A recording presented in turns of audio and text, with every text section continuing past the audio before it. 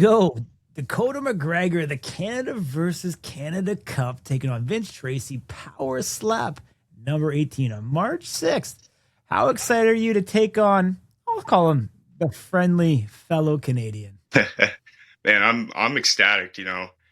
It's time for a win, Corey. It's time for a fucking win. And I mean, no offense to Vince or nothing. I mean, me and him are boys, but I plan on taking that momentum. So that's about it. For sure. You've had a rough little road here as of late against Robert Trujillo. A change of scenery, I'm sure, will do you well. Vince Tracy might not have been a name you originally thought. Obviously, he competed at 170. We're seeing him come down to 155, even though we haven't seen him make that weight yet. It's been something that's been kind of talked about and rumored now for the better part of half a year with his previous match against Andrew Fields. Being at a gentleman's agreement catch weight, I guess, if you want to call it that. Him coming down. Do you still think there's going to be some, issues of one making the weight? And if he does make the weight, with him being able to perform coming down in regards to actually making that cap and still having some wits to himself? I mean, for his sake, I really hope not. I know he was probably trying to keep the weight down since his last match because he knows they want him at 155. So, I think he'll make the weight. I don't know how much it's going to affect him. I know he had a baby recently, and that can be, you know, a lot on its own. So hopefully that didn't affect his fight camp too much, and I wish them all the best. But we'll see, man. We'll see. For sure. I mean, he's coming in with a 4-0 record. He's faced Dominic Melendez, Rod Olave, Tyler Gross, and most recently, Andrew Fields. What do you make of his body of work? I mean, it's impressive for sure. I mean, not to compare it to my own, but he kind of had a little bit of a slower climb to fight, you know, a higher ranked opponent, whereas, you know, I got pushed to the champion immediately. So I feel like regardless of opponents, we're on the same skill level, but yeah, we're gonna see. I'm remaining the number one contender in 155 after March 6th. Yeah, I mean they've kept you there for a reason. When you climb the top of the mountain, obviously it's very difficult to kind of push through. How do you kind of redefine yourself here, or do you think you just have to keep on doing what you've done because it did give you success early on in your career where you started off 2-0? I mean, I just got to keep performing. You kind of learn on the job as you go with this sport.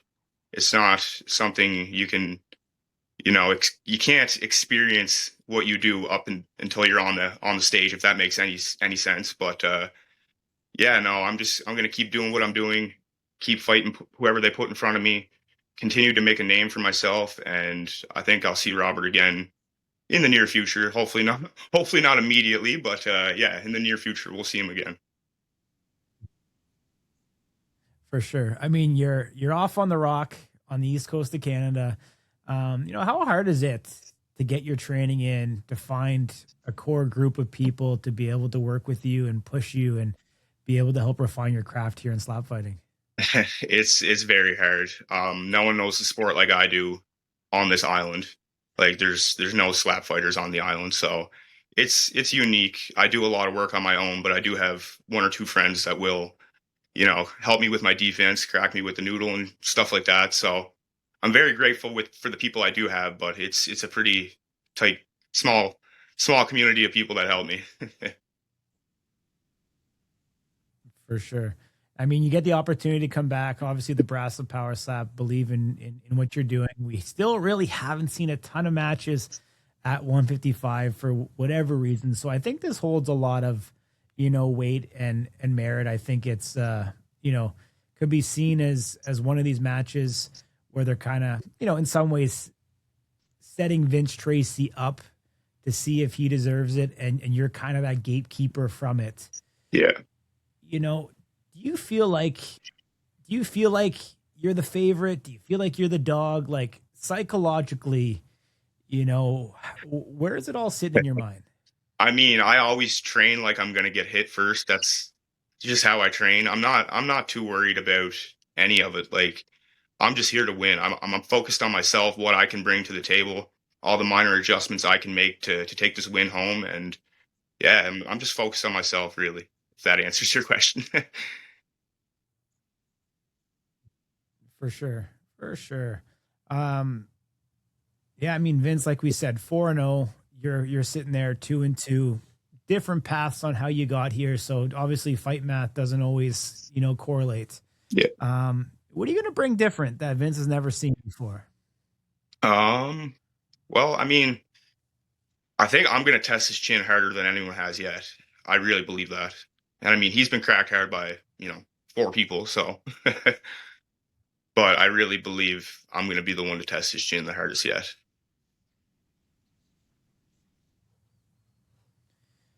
Absolutely. What gives you that confidence? And just the hard work I put into this. Like sometimes I look at this and I'm like, damn, do I focus on slap too much outside of like my job and my kids? Like, but at the end of the day, what else do I have? It keeps me goal oriented. It keeps me focused on my health, keeps me driven. So yeah, I'm just locked in and ready, Corey. Awesome, man. I love that mentality. I think it's what's going to help propel you through in sport. Thank you.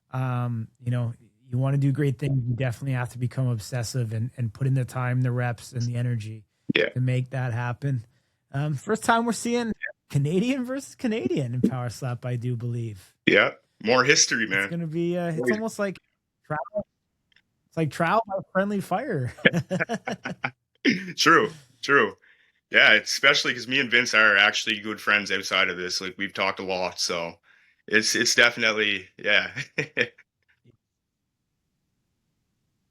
Yeah, I mean, originally it was, kind of you and Bovair were kind of the guys swirling. Now you and Vince are the kind of the guys swirling, and obviously, the evolution's going to continue here. But why do you think it's so hard for Power Slap in this 155 to like really fill it out? I mean, we do have a top 10. There is some influx of some overseas guys that kind of helped establish that top 10 ranking. But like, why aren't we seeing multiple, 2 or 3 155 matches on a card? Like, what do you think it is? It's a very good question. Honestly, I have no clue. Like I've had a lot of people hit me up on how to get in, but it's a lot of heavyweights and light heavyweights and middleweights, and I just tell them the same thing I did, hit up the application on their website, but I really don't know. Hopefully they'll start bringing in some more lightweights. The division definitely needs it, and I'm ready to see some new faces. I think you are too, right? For sure, for sure. You're victorious against Vince. Where does that put you? Honestly, I don't really know, considering both Joshua or whatever Josh, he got cut, I believe. So I'm not. Don't take my word for that, but I believe that was what happened. So I don't really know whether I'll be number one. No, I will be number one. So yeah, I don't know. We'll go from there, see who they put in front of me, and we'll just keep knocking them down. For sure. Awesome, man. Well, I appreciate you as always. Thank you, Got to Corey. cut weight, do it safe. Obviously, you're going to travel, do that well. I know there's some obviously turbulent times and weather and all that stuff. Getting out of the east coast of Canada in the winter is not always easy. So be safe, and I'll see you there in Las Vegas next week. See you in Vegas, brother. Take care. Safe travels to you too.